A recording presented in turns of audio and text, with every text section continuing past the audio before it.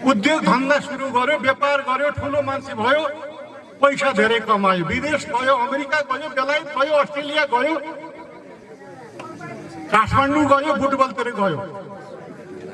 हिजो बाउको अंशमा केही अंश पाउँछु भनेर बाउको चाकरी गर्छ छोराले बाउको चाकरी गरेपछि बुहारीले स्वतः सासूको चाकरी गर्थिन्। अब त घरको सम्पत्तिको केही मतलबै छैन मलाई। उसलाई आँखै लाग्दैन, उसले करोडौँ अरबौँ कमाइसक्यो। त्यस कारणले अहिले हामी बुढाखाडाहरू, मान्छेहरू, ज्येष्ठ नागरिकहरू अहिले एकल हुनुभएको छ।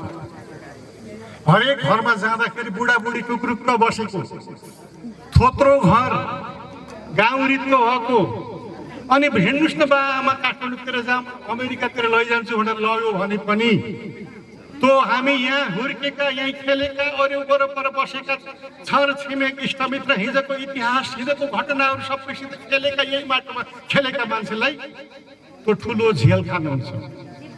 भाषा पनि मिल्दैन, सभ्यता पनि मिल्दैन। राम्रा रहेछन्, असल असल छोरा बुहारी रहेछन् भने त राम्रोसँग स्याहार सुसार गर्ला, तर त्यो स्याहार सुसारले पनि चित्त बुझ्दैन, झेल खान जस्तो हुन्छ। अहिलेको हाम्रो समस्या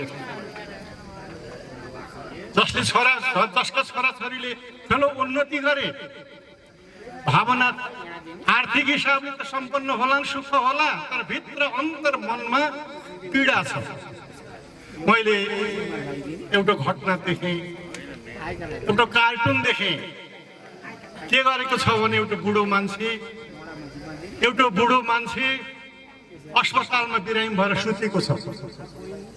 छोरोले खुट्टा मालिस माडिरहेको छ।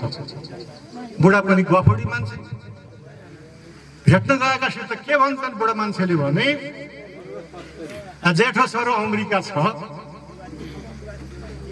माइलो छोरो बेलायत छ, छोरी अस्ट्रेलिया छ। राम्रो परविष्टि छ, राम्रो भा छ, धेरै विकास छ, राम्रो छ। एउटा यही कान्छो केटो हो, यसले केही उन्नति गर्न सकेन, बिग्रेको यही हो। तर जौनो छोरो बिग्रेको छ, त्यही छोराले बाको खुट्टा माडिरहेको छ। हाम्रो समाज त्यस्तो।